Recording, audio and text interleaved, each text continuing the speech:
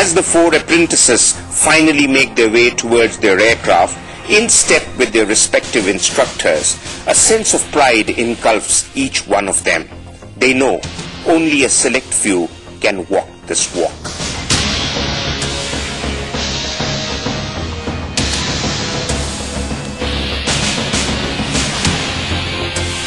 In keeping with all standard operating procedures, the pilots run a quick scan over their aircraft before climbing on board for the cockpit checks.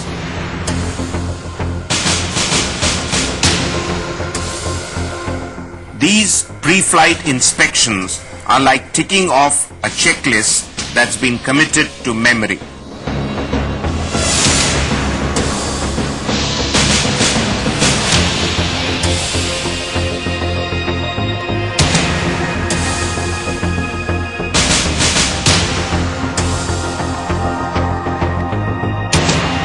And while it's a matter of habit for the seniors, the younger ones are in the process of internalizing a routine that will stay with them for as long as they fly these birds.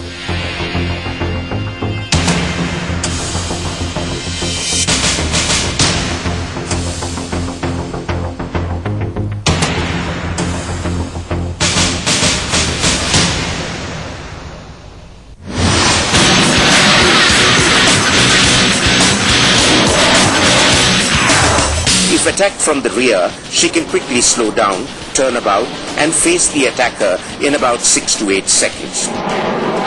Not just that, she can climb vertically, stop, slide down, and resume normal flight.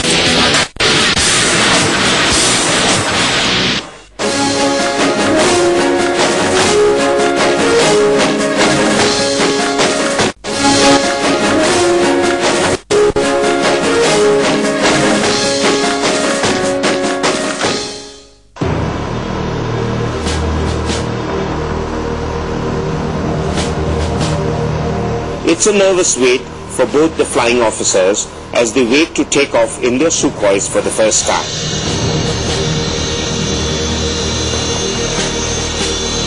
As they taxi out of the hangar towards the ORP, it's about getting in sync with the aircraft's controls.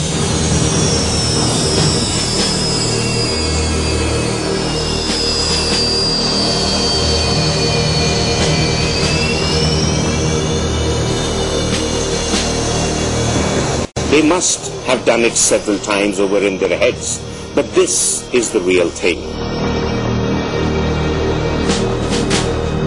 And although if things go wrong, the senior pilot can always take over the aircraft from the rear cockpit, performance anxiety is only but natural.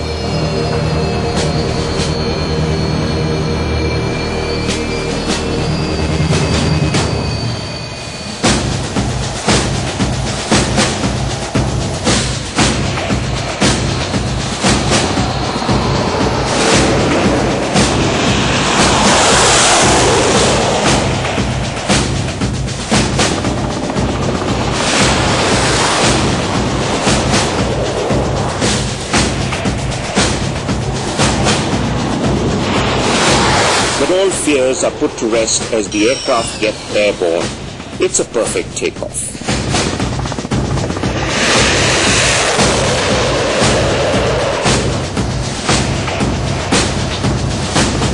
From now on, for flying officers Prashant and Manav, it's about nurturing an intensely personal relationship with this breathtakingly beautiful and powerful bird. It's about understanding her, developing a feel for her. It's about intuitively flying her.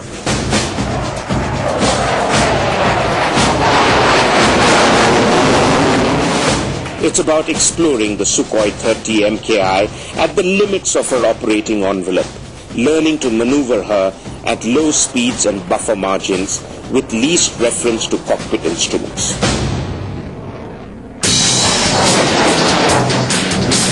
From low-level aerobatic tumbles and turns to loops and barrel rolls, it's all about extracting the maximum, because the more you push her, the better she performs. Here the fighter pilot has to perform far more at any given stage because the aircraft is so capable. He has to think ahead of the aircraft so as to be able to exploit that capability. So the evolution of the fighter pilot will also be to a much higher plane with this kind of a platform, because they both have to complement each other if the best has to be extracted.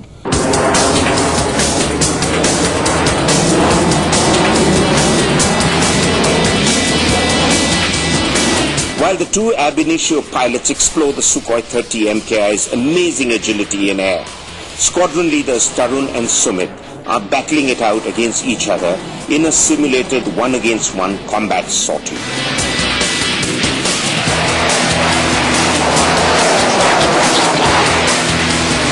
Their agenda is to apply all that they've learnt in terms of the aircraft's super maneuverability and thrust abilities in a combat situation.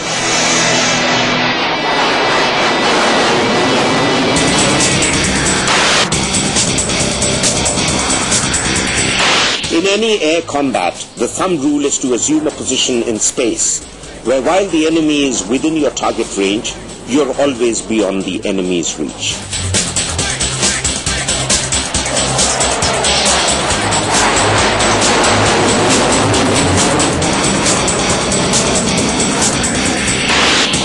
So, an aircraft that maneuvers faster than its opponent or has an unpredictable flight is always at an advantage. And this is where the Su-30 MKI's super maneuverability helps.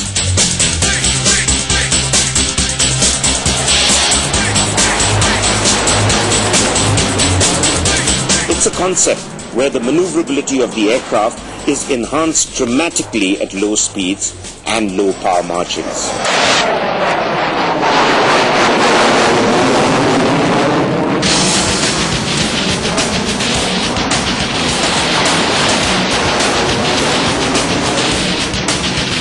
The Su-30 MKI uses thrust vectoring to increase maneuverability, where the jet exhausts from the engines don't always go straight backwards, but can be tilted up, down, left or right.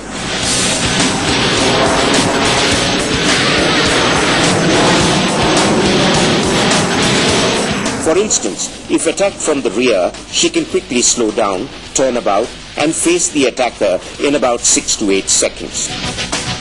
Not just that, she can climb vertically, stop, slide down and resume normal flight. This is unheard of in conventional fighters, especially at decreasing speeds and power margins.